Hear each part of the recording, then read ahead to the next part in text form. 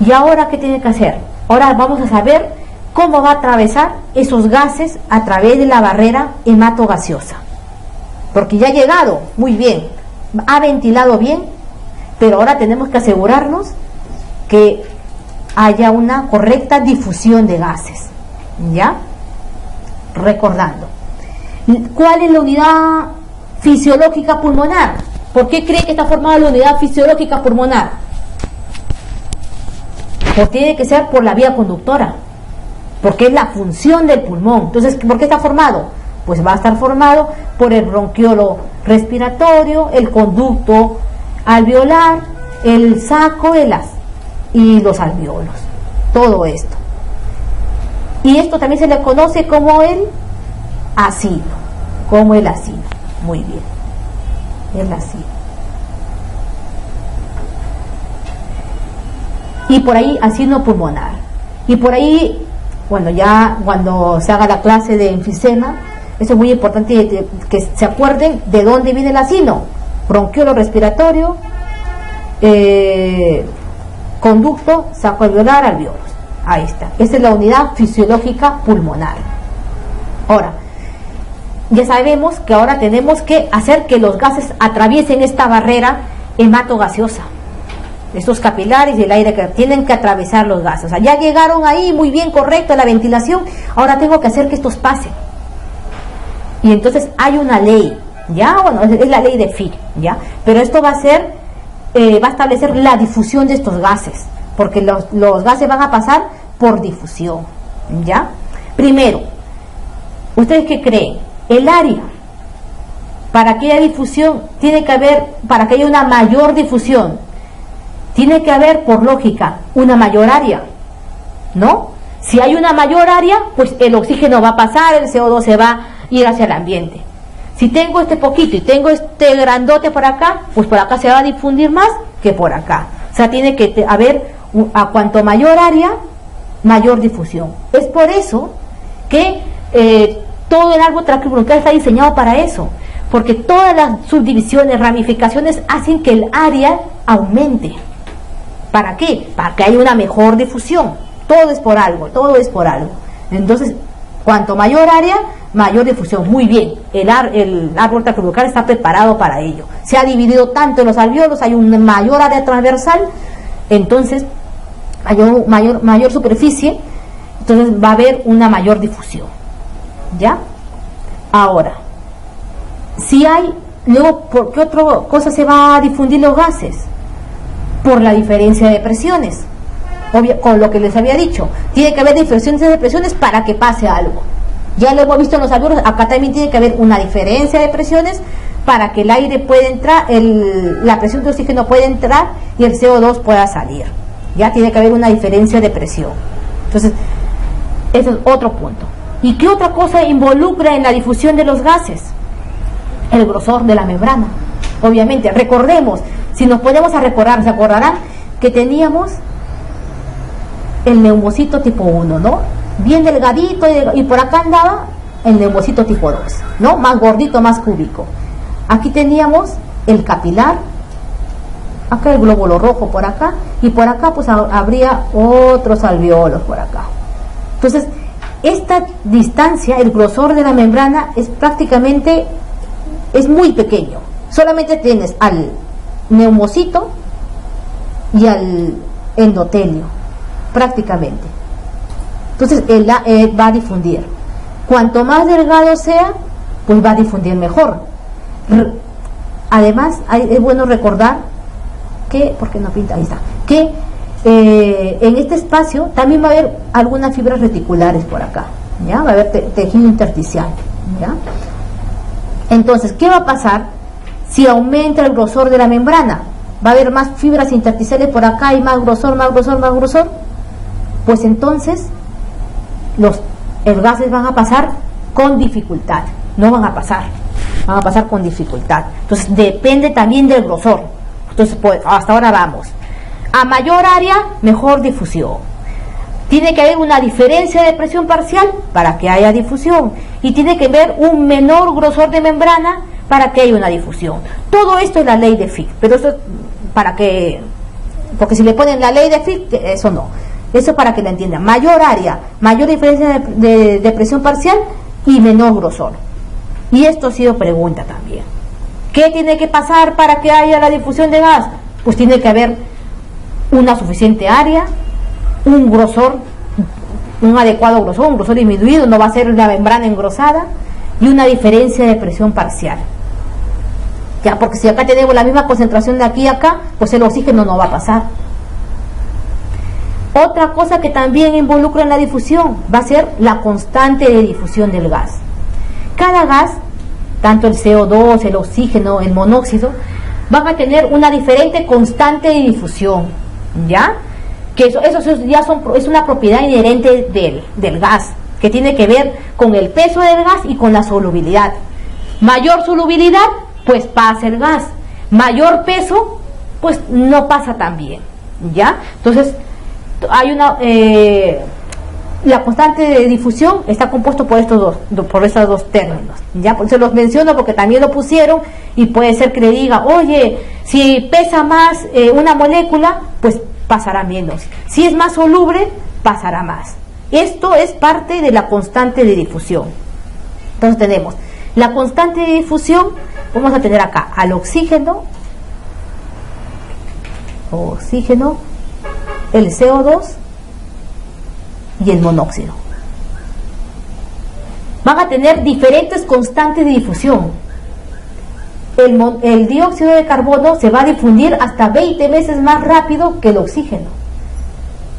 Y el oxígeno se va a difundir más rápido que el CO2. El CO2 prácticamente poco se difunde. Y el helio prácticamente no se difunde. ¿Por qué les menciono acá el helio? A mí el helio, ¿qué tiene que ver? Así como les dije lo del prono, a veces escucharán por ahí, vamos a ponerle al paciente helio.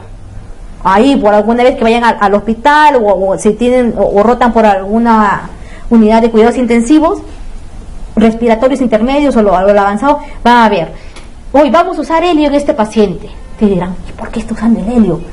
Recordarán la constante de difusión. Si yo mezclo, ustedes, bueno, ya saben que el contenido ambiental del oxígeno es nitrógeno y oxígeno, ¿no? Pero si yo mezclo el oxígeno con el helio, que es el heliox, yo mezclo el oxígeno con el helio, ¿qué va a pasar? Yo ya sé que el helio prácticamente no se difunde. Entonces todo lo que se va a difundir va a ser el oxígeno. Le estoy entregando prácticamente el oxígeno en bandeja a la membrana aquí, a la barrera hematogaseosa. Entonces por eso, en ciertas ocasiones, pues le aumento la FiO2, lo combino con helio, porque prácticamente estoy entregando helio más oxígeno, y yo sé que el que se va a difundir va a ser el oxígeno. Esa es otra herramienta que se utiliza, aplicando estas leyes, podríamos decirlo de acá. Entonces nosotros ya, hasta el momento sabemos que el CO2 se va a difundir mucho más rápido, porque va a tener una mayor constante de difusión que el oxígeno. Ya tenemos el oxígeno. Eso hay que recordarlo, ¿ya? Que el CO2 se difunde mucho más rápido. Por eso, ¿qué pasa cuando tenemos una enfermedad intersticial? Por ejemplo, cuando tenemos alguna alteración de esto, el grosor, aumenta el grosor, ¿ya? Aumenta el grosor, entonces va a haber dificultad para eso, obviamente. Pero como el CO2 prácticamente a la nada, prácticamente ya se difunde, porque tiene una alta constante de difusión, en las enfermedades intersticiales, lo primero que yo voy a ver va a ser la hipoxia. Prácticamente retención del CO2 no lo voy a ver. Por esto, porque el CO2 se difunde, ya menos que, bueno, estadios avanzados de la enfermedad, pues bueno, eso ya, pero esto es porque el CO2 tiene una constante de difusión de gas mayor que el oxígeno, ¿ya? Ya tenemos, entonces ya sabemos cuáles son las condiciones o los factores que modifican el intercambio de gases. Ahora, como les estaba ya mencionando, el aire ambiental prácticamente la mayor porcentaje va a ser el nitrógeno, ya casi un 80%, y el oxígeno va a ser a un 21%. ¿Y eso por qué les digo? Porque también, de acuerdo a leyes físicas, vamos a tener que la presión ambiental va a ser de 760 milímetros de mercurio, ¿no? Recordaremos, 760 milímetros de mercurio. Entonces, las leyes físicas dicen que la presión de cada gas va a ser, esa es la presión total, va a ser igual a la suma de todos sus componentes. Ya está. Entonces, la presión de oxígeno, ¿cuál será? 760 por 21%. ¿Y eso cuánto es? Más o menos 160. Entonces, esto 160 va a ser la presión de oxígeno que va a entrar por la boca. Pero recuerden que a través de toda la vía, el aire se va a humidificar. Se va a humidificar. Y el agua también ejerce otra presión. Entonces, después de que el aire se humidifica, la presión ya no va a ser esa 160, sino le restamos la presión de agua y va a ser 150 que llega. Y ustedes dirán, ya, llega a 150 y de CO2, 0. De CO2 llega a 0 prácticamente. Ahora tenemos acá.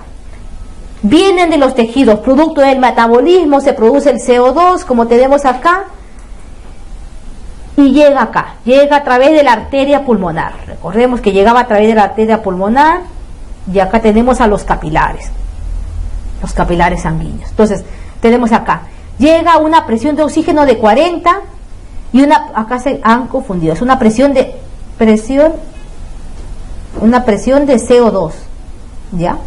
Una presión de CO2 de 46, para que estén atentos. Acá había un error, no es de oxígeno, no va a ser 2 oxígenos. Una presión de CO2 de 46, entonces va a llegar 40 y 46, acá lo tenemos. Llega aquí a la membrana. Entonces, después de la difusión, se van a igualar las presiones y va a salir por la arteria, con la vena pulmonar, va a llegar hasta la aurícula izquierda, una presión de oxígeno de 100 y una presión de CO2 de 40, ¿ya? Porque la presión aquí en el alveolo va a haber una presión de oxígeno de 100 y de 40, por eso se igualan y sale lo mismo que lo que hay en el alveolo, ¿ya? Esto también ha sido, ¿cuánto es la presión parcial de oxígeno después de la difusión? Es 100. Antes de la difusión, pues 40, pero lo importante es que sepan, después de la difusión, ¿no? Su presión parcial de oxígeno es 100, la presión de CO2 es 40. Ahora, ustedes dirán, pero mire, pero tú nos habías dicho que había llegado a 150 y ahora me vienes a decir que en el alveolo hay 100. ¿Cómo es eso? Eso lo explicamos acá. Vamos a primero a borrar todo lo que no. Muy bien, mire, acá vamos a dibujar alveolos. Más o menos acá.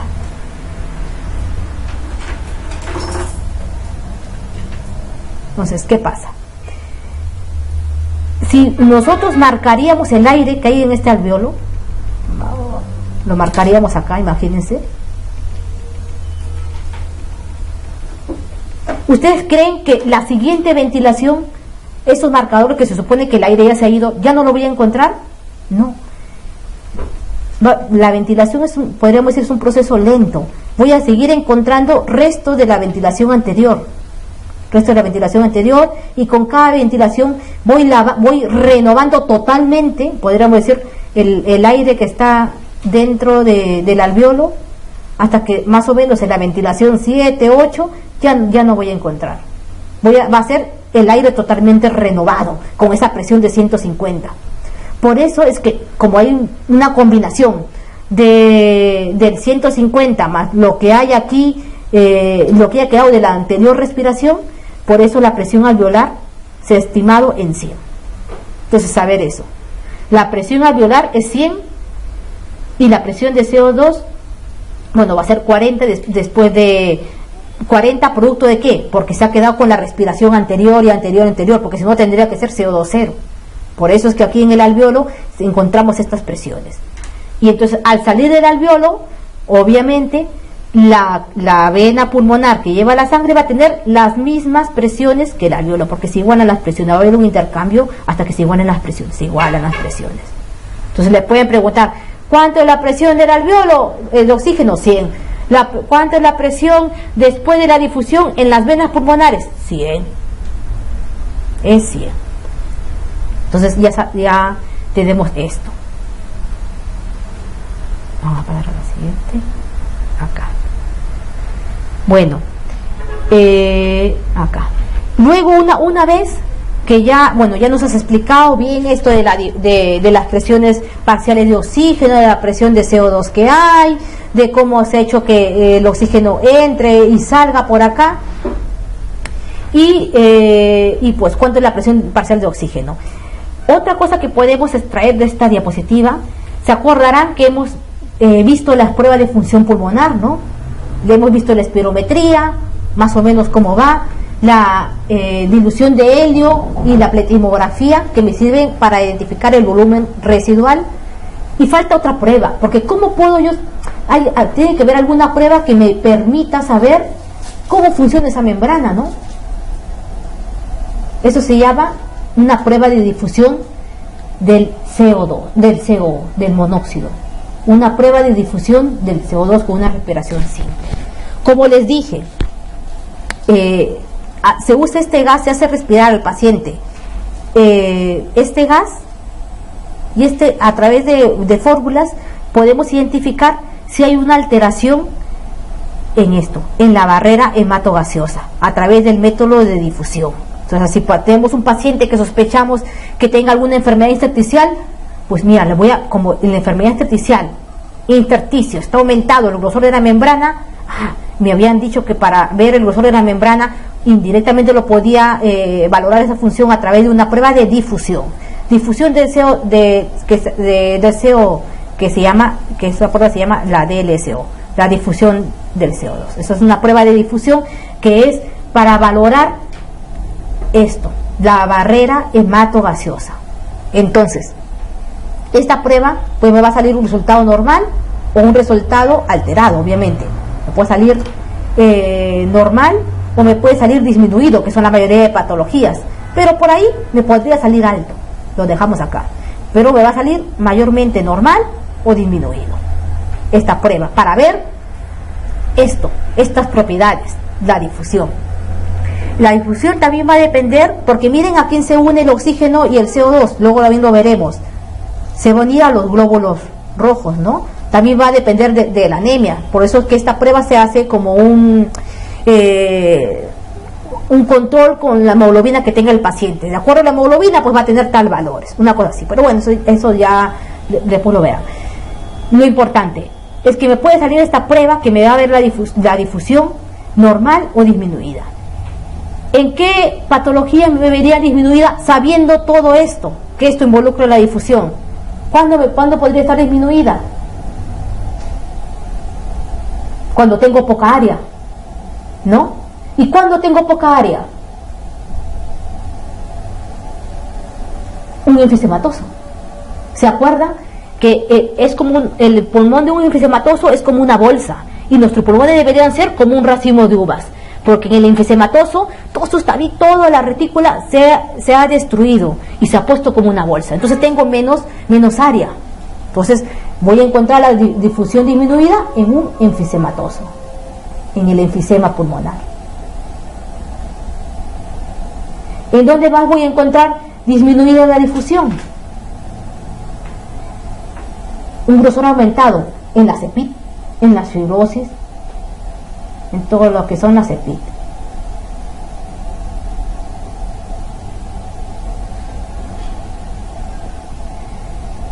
Ya está. ¿En dónde más voy a encontrar mi difusión disminuida? ¿Qué pasaría? Diferencia de presiones. ¿Qué pasaría si me llegan ahora ahí a 5.000 metros sobre el nivel del mar? Va a haber menor presión de oxígeno, recuerden. Entonces, si me hace justo ahí una difusión, me va a salir disminuida.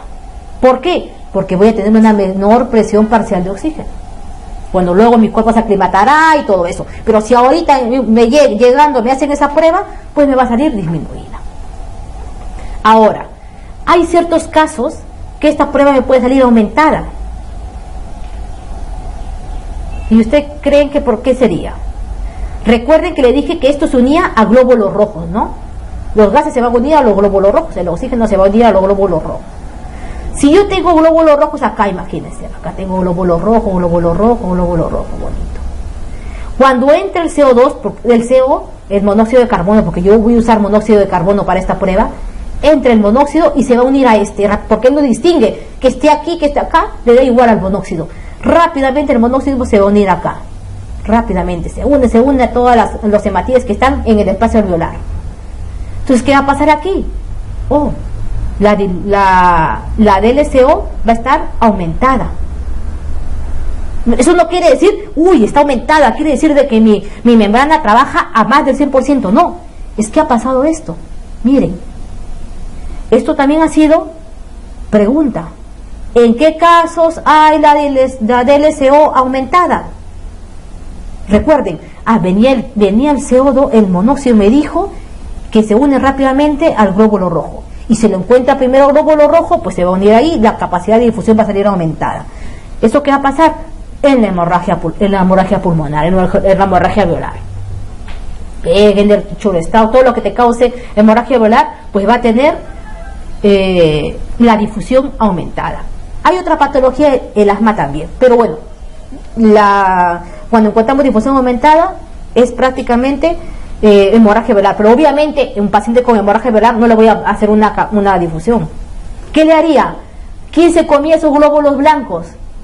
El macrófago alveolar.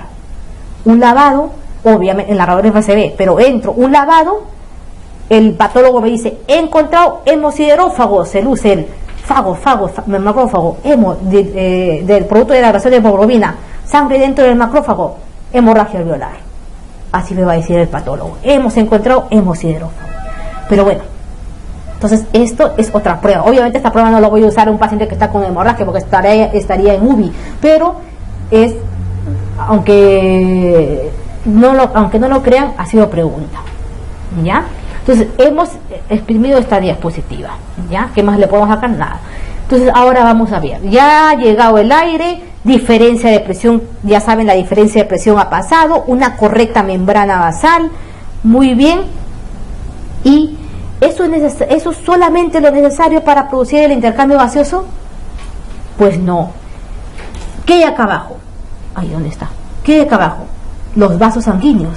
Entonces, también para el intercambio gaseoso tengo que ver cómo están los vasos sanguíneos. Ahora, vamos a intentar avanzar y el resto lo terminamos después. Vamos a avanzar aunque sea este primer cuadrito. A ver, acá tenemos la presión.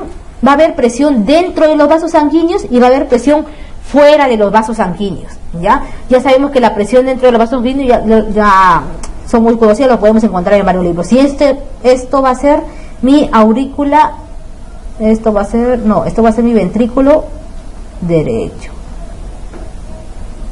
y esto va a ser si este es mi ventrículo derecho, esto va a ser mi aurícula derecha, ¿ya? Ay, no sé por qué se borra esto. Ventrículo derecho. Entonces esto va a ser mi ventrículo izquierdo, circulación sistémica, capilares sistémicos, y esto va a ser mi aurícula izquierda, circulación pulmonar, ¿ya? A más o menos en el ventrículo derecho pues va a haber una presión de 20, no sé por qué se borra el 2, de 20. La diferencia entre las aurículas prácticamente no es nada, ¿ya? Acá vamos a ponerle 2 y acá le ponemos una presión de 5. Y acá sí va a haber una gran diferencia, como ya todos sabemos, la presión del ventrículo izquierdo le ponemos 120. Y acá, bueno, acá es 25. Disculpe, es 25. ¿Ya? Entonces tenemos. Entonces el sistema de capilares pulmonares, o sea, la circulación pulmonar, va a trabajar a bajas presiones. Y como trabaja a bajas presiones, ¿qué pasaba en las aurículas, en las arterias pulmonares? Tienen poco músculo, poca fibra musculares. ¿Se acuerdan que les dije? ¿Por qué? Porque trabajan a bajas presiones, no necesitan tanta presión para llegar el aire hasta el ápex del pulmón. Entonces tenemos esto. Más o menos la presión de la arteria pulmonar pues va a ser 25,8. ¿Ya? La presión de la arteria pulmonar. Eso luego, cuando veamos patología de hipertensión pulmonar, vemos que esto se altera, pues la presión aumenta, ¿ya?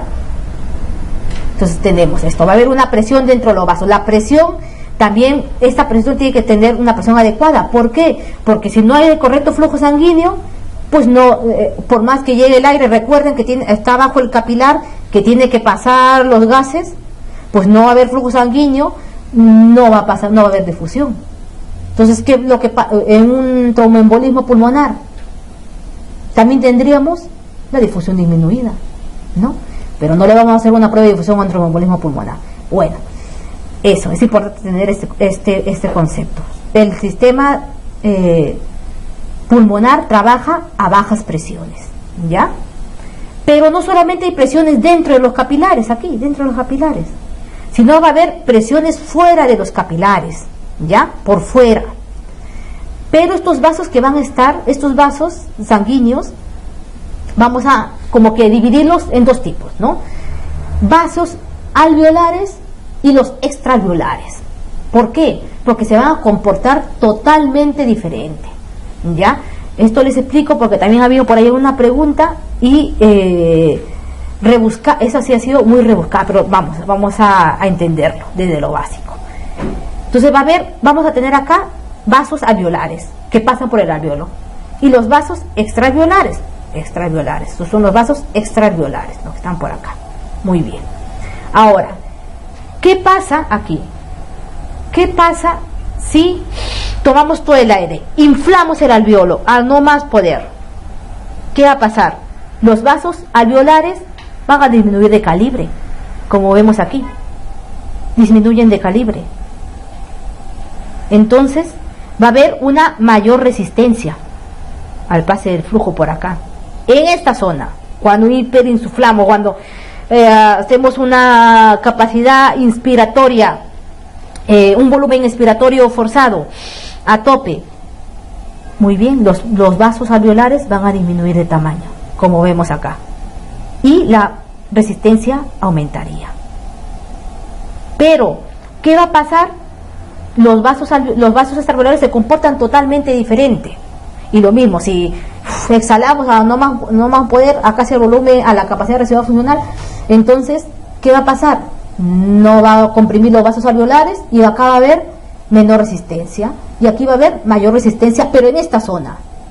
Porque los vasos extraalveolares se comportan totalmente diferentes.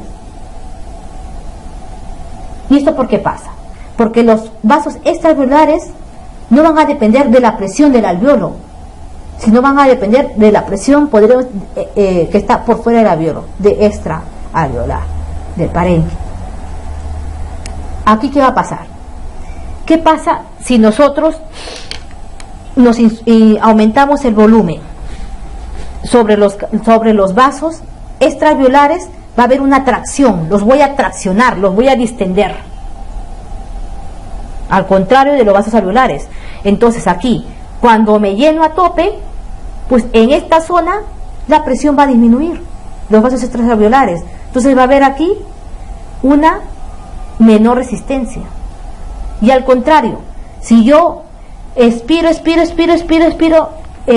hasta ya no más poder, se va a acercar, va a presionar aquí los vasos extraalveolares, es decir, la resistencia aquí va a aumentar, la resistencia aumenta. Digo, y ay, ¿para qué me dices todo esto de la resistencia de los vasos? ¿Por qué? Porque la resistencia vascular pulmonar se va a comportar de una manera un poco paradójica o rara, podríamos decirlo así. Va a tener una curva así con respecto a los volúmenes, ¿ya? Así se va a comportar la resistencia pulmonar, la resistencia vascular pulmonar total, porque a la resistencia vascular pulmonar total pues tengo que sumarle la resistencia tanto de los vasos alveolares como de los extraalveolares, ¿no? Entonces, al final, ¿qué voy a concluir? Que si yo inspiro lo más que puedo, inspiro lo más que puedo, ¿qué va a pasar? Va a aumentar la resistencia. O sea, cuando lleno el pulmón a tope, va a aumentar la resistencia. Pero ¿qué va a pasar si lo vacío? Esto es estando normal. Si lo vacío hasta que me quede prácticamente el volumen residual ahí nada más. ¿Qué va a pasar si lo vacío? Si lo vacío, pues esto muy bien, se va a dilatar los vasos extraalveolares, pero aquí lo va a comprimir. Los extraalveolares se comprimen, se presiona por el parénquima pulmonar, se presiona. Entonces, va a aumentar. Va a aumentar. Entonces, tanto a volúmenes extremos, la resistencia vascular va a aumentar. Porque ustedes dirán, tomando esto, si me quedo con solamente esta imagen, puedo saberlo. Si inspiro pasa esto, si expiro pasa esto. Pero tengo que recordar que hay vasos extraalveolares. Y esos vasos extraalveolares se comportan lo opuestos a los alveolares.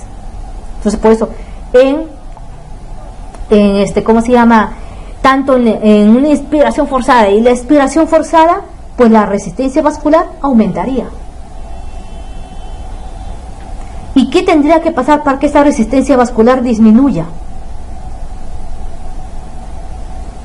Pues el ejercicio, porque cuando mayor flujo haya, va a haber menor resistencia.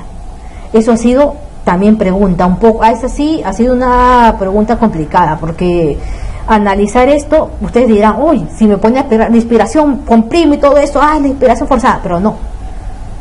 A volúmenes extremos, la resistencia aumentaría. Luego hay otras